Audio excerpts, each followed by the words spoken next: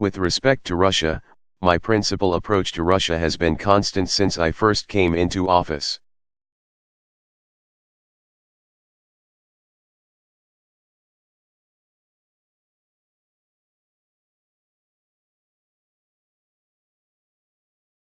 Russia is an important country. It is a military superpower. It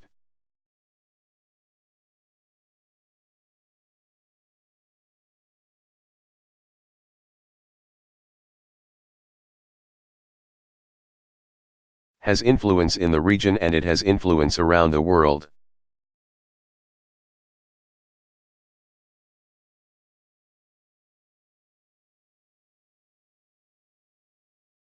And in order for us to solve many big problems around the world,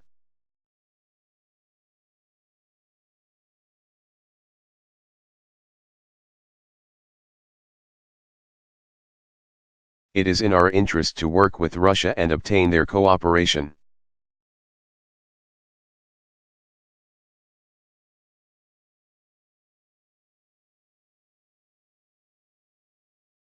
I think we should all hope for a Russia that is successful.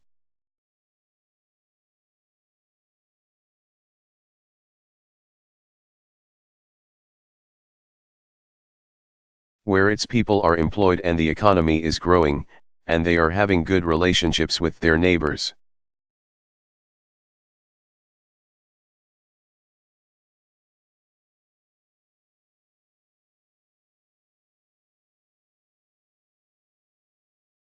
And participating constructively on big issues like climate change.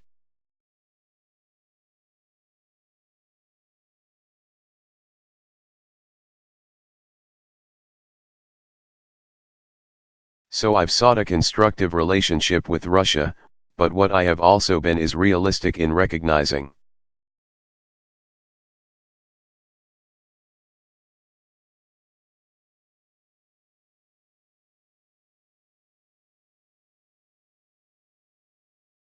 that there are some significant differences in how Russia views the world and how we view the world.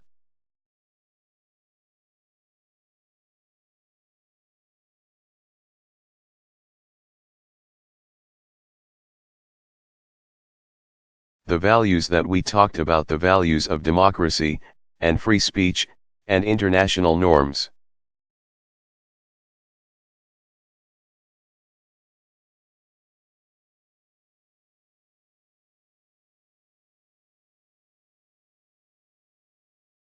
And rule of law, respecting the ability of other countries to determine their own destiny and preserve.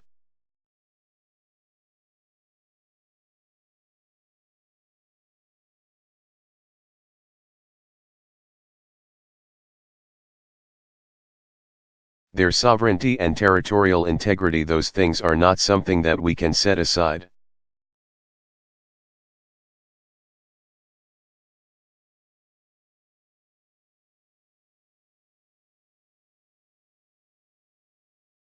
And so on issues like Ukraine, on issues like Syria, we've had very significant differences.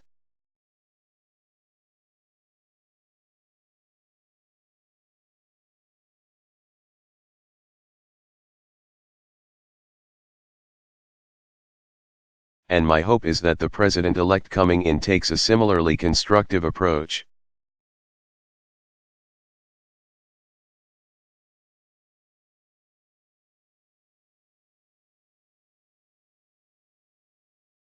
Finding areas where we can cooperate with Russia, where our values and interests align.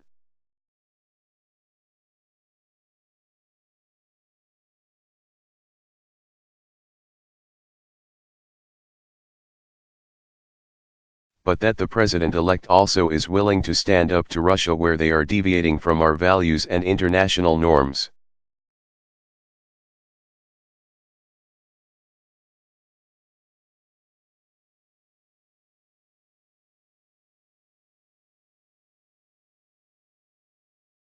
And I don't expect that the president-elect will follow exactly our blueprint or our approach, but my hope is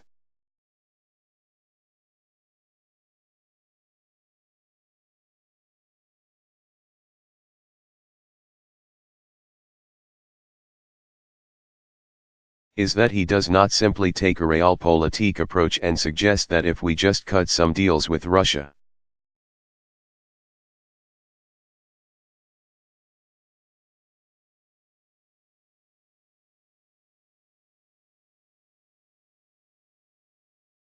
even if it hurts people, or even if it violates international norms, or even if it leaves smaller countries vulnerable.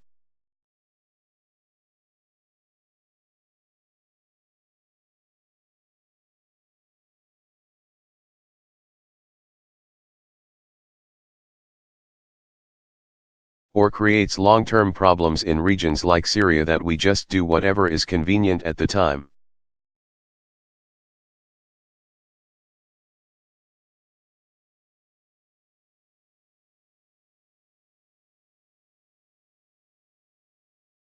And that will be something that I think we'll learn more about as the president-elect puts his team together.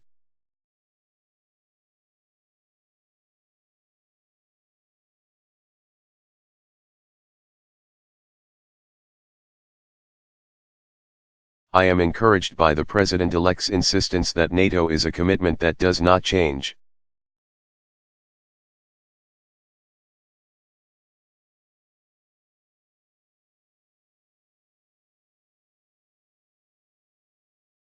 And his full commitment to NATO as the foundation for our international security I think is very important.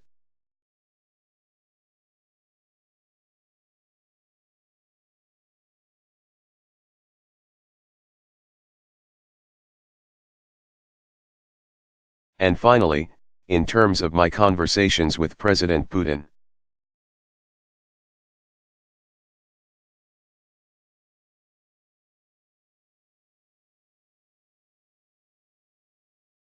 these are conversations that took place before the election.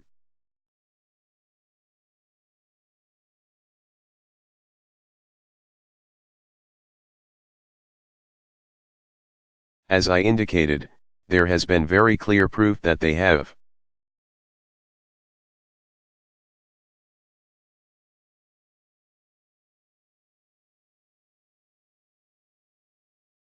Engaged in cyber attacks.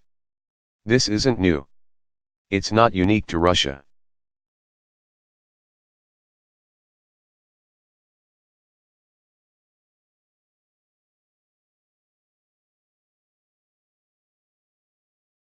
There are a number of states where we've seen low-level cyber attacks and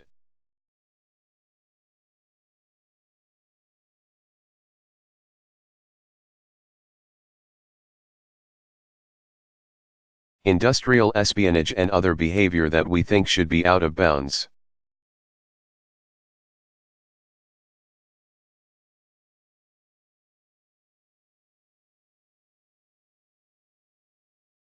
And I delivered a clear and forceful message that, though we recognize Russia's intelligence gathering,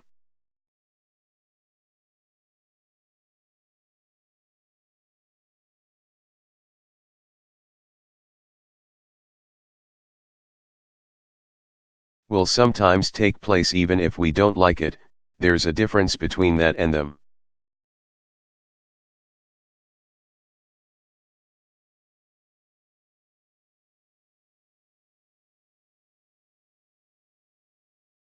Either meddling with elections or going after private organizations or commercial entities.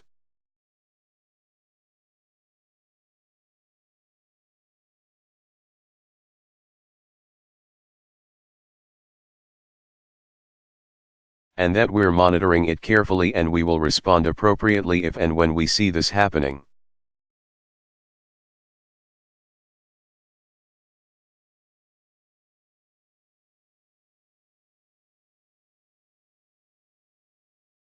I do think that this whole area of cyber is something that, at an international level,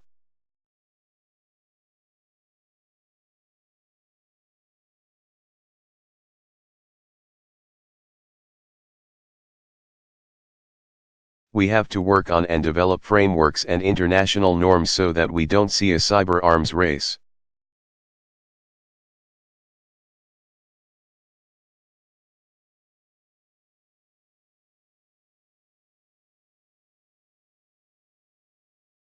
A lot of countries have advanced capabilities.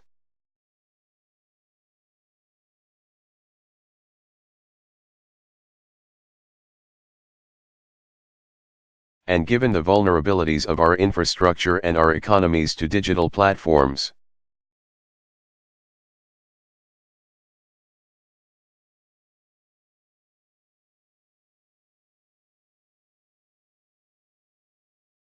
we have to be careful in making sure that this doesn't become a lawless, low-level battlefield.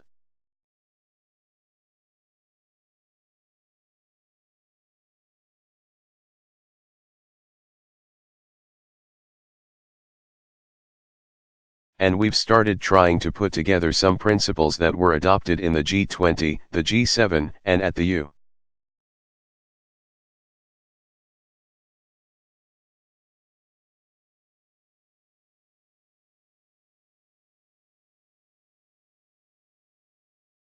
N levels, but a lot more work remains to be done on that front.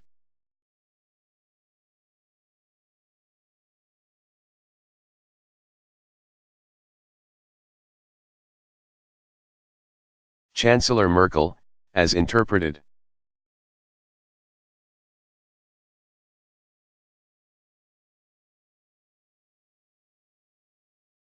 Well, allow me if I may to underline, first of all, that I'm very much impressed that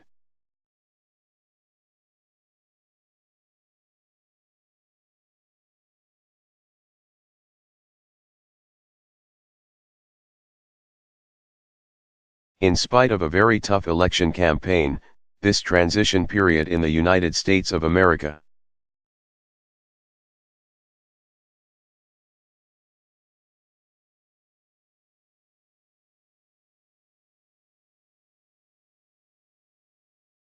because it follows democratic principles, is working smoothly.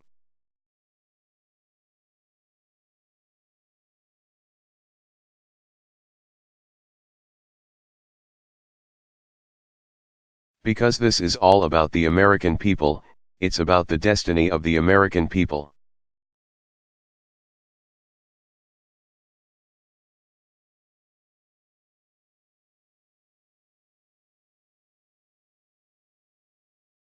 The outgoing administration is sharing its knowledge, its expertise with the incoming administration.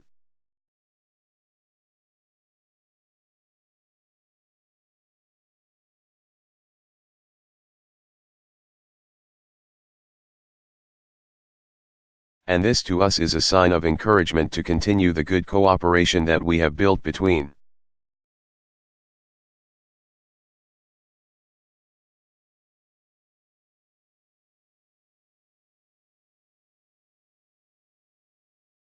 The United States of America and the Federal Republic of Germany. And that is in our mutual interest.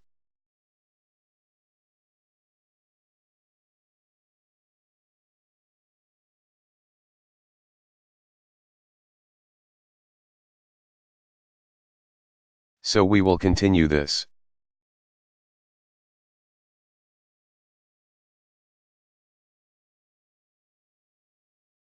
I will continue this with I approach this with an open mind.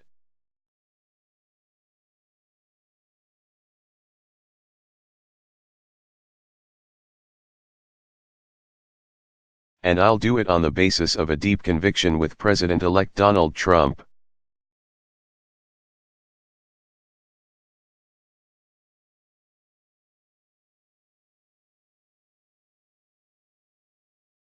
Secondly, on Russia.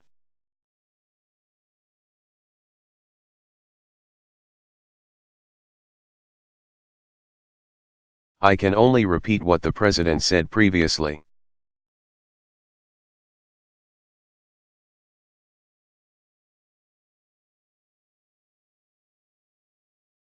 This is all about respecting certain principles.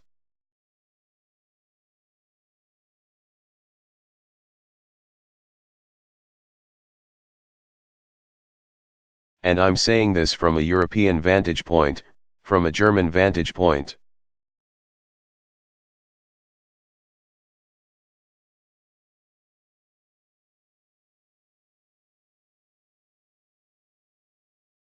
So the fact that for over 70 years, we have been able to enjoy peace.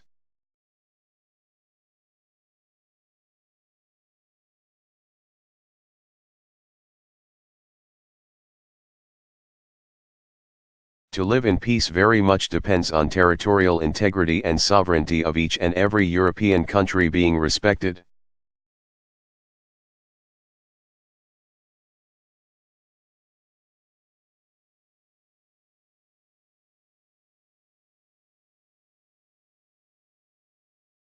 In view of the European history, the reverse would be the start of a very bitter road down a slippery slope.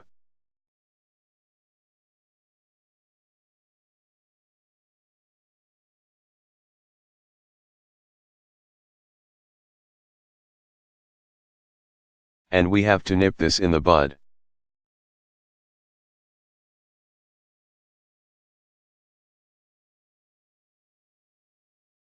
We have to stand up resolutely against any such attempts.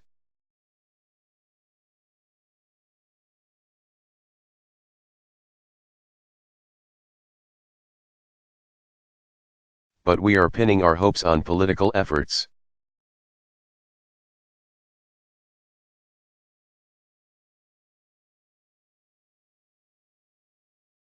This is why we launched the Normandy process, in close coordination with the United States of America.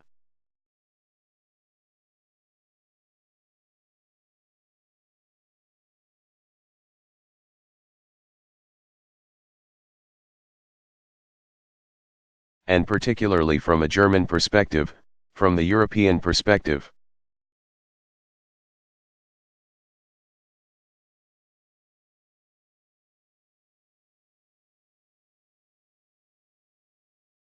I can only say again, Russia is our neighbor.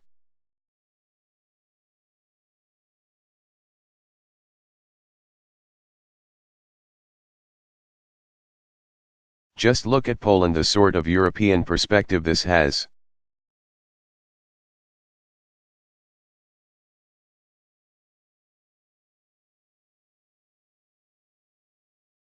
So we have an interest in seeing this relationship be a good one.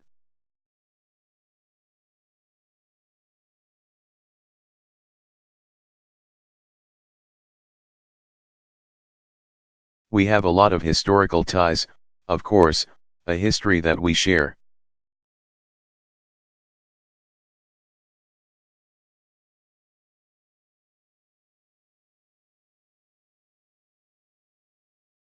But this mustn't keep us from, wherever we feel there are very grave differences of opinion.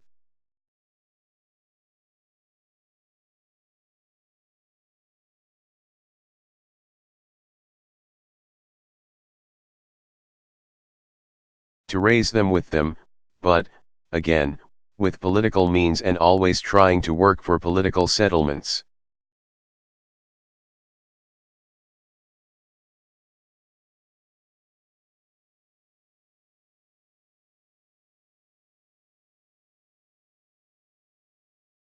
And this what I'm going to continue to work on with all my heart.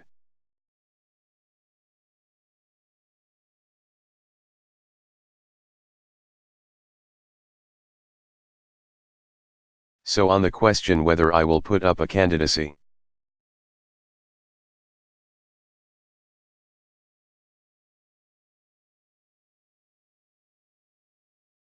I will do this at the appropriate time, and this is not today.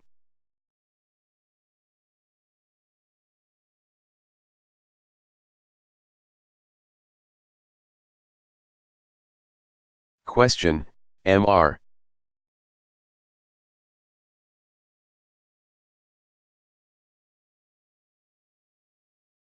President, your country is divided. You, as first black president, as first African American president.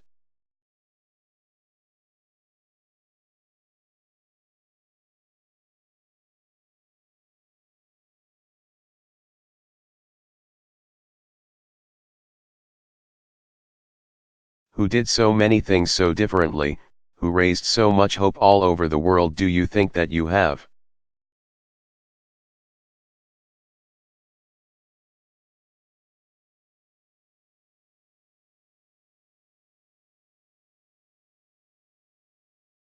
perhaps in a way, put too much of a strain, maybe too much of demands on the Americans.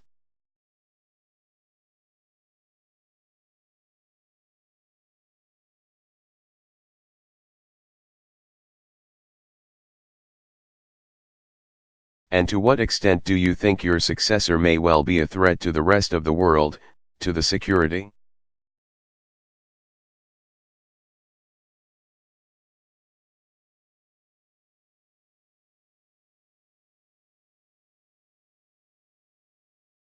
Because there are, after all, nuclear weapons here in Germany to which he has access now.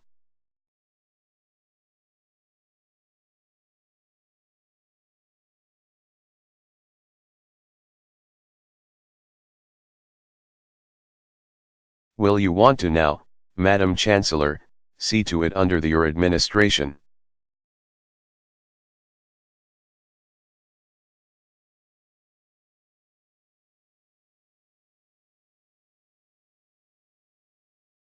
Try to make Europe and Germany less dependent on the United States?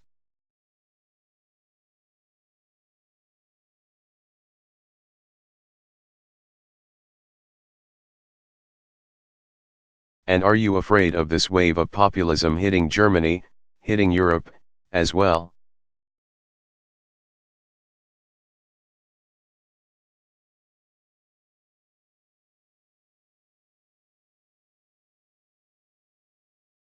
And a personal question.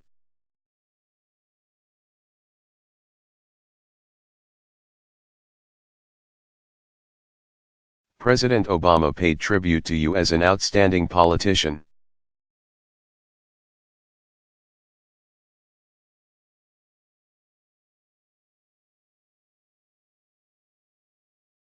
You are somewhat more sober when you describe your partner.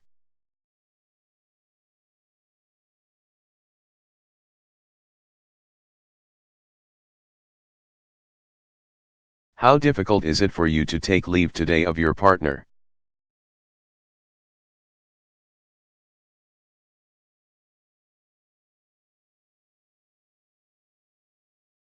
President Obama, my guiding principle as president has been to try to do the right thing even when it's not politically convenient.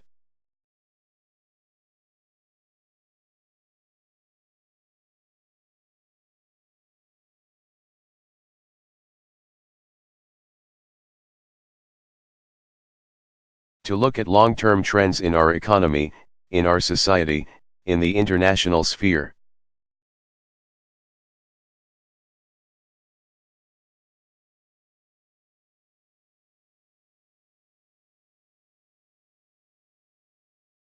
And, using my best judgment, shape policies that will serve the American people, keep them safe.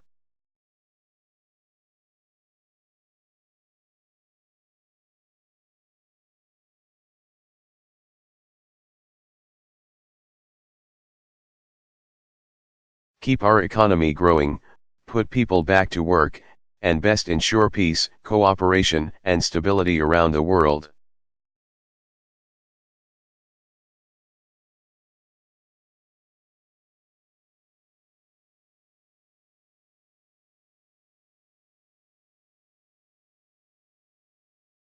And based on current surveys of public opinion in the United States.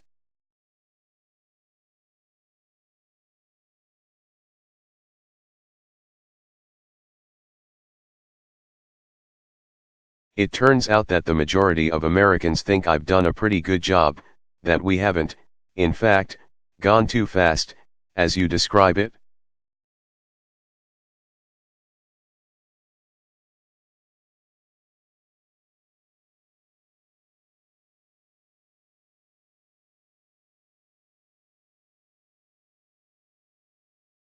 But what is certainly true is that the American people just like the German people.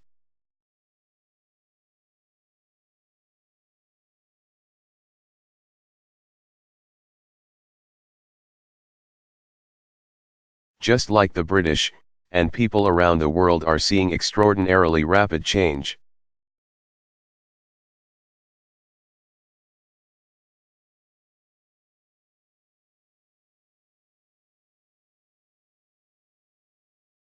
The world is shrinking.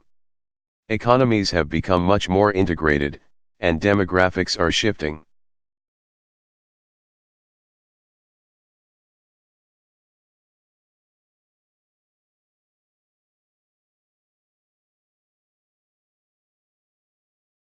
Because of the internet and communications, the clash of cultures is much more direct.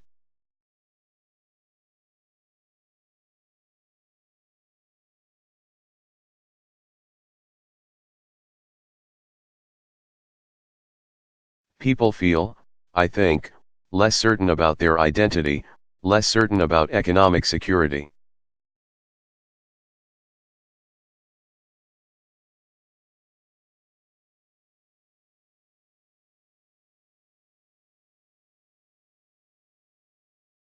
They're looking for some means of control.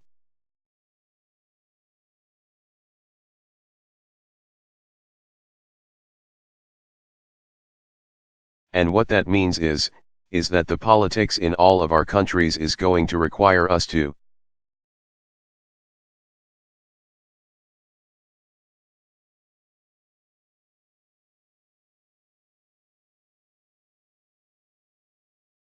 manage technology and global integration and all these demographic shifts in a way that makes people feel more control.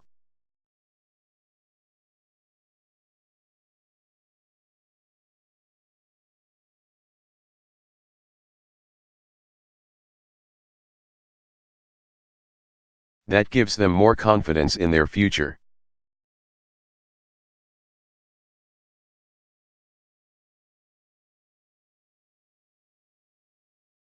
But does not resort to simplistic answers or divisions of race or tribe, or the crude nationalism.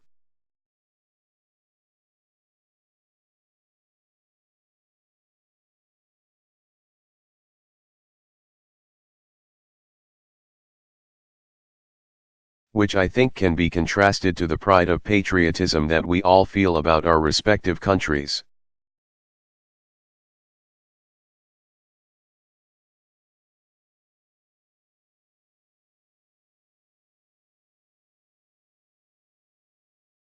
And I think that our politics everywhere are going to be going through this bumpy phase.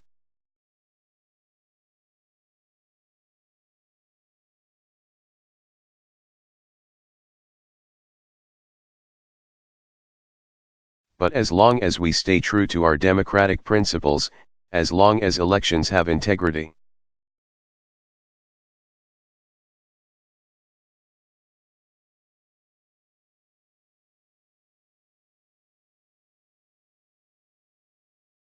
as long as we respect freedom of speech, freedom of religion,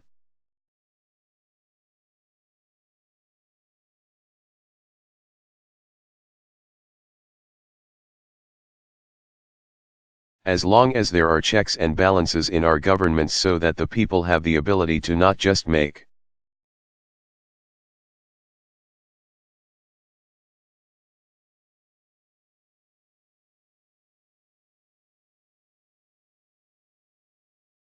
judgments about how well government is serving them but also change governments if they're not.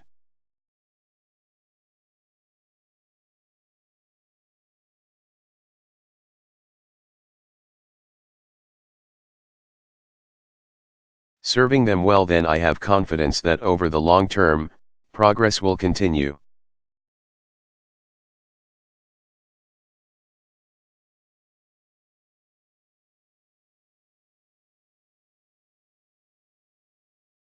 And I think it's especially important for those of us who believe in a world where we're interdependent.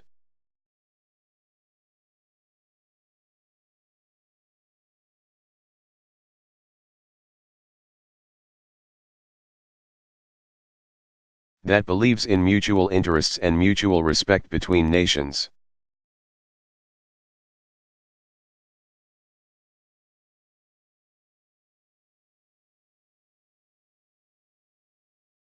It's particularly important that we reach out to everybody in our countries, those who feel disaffected.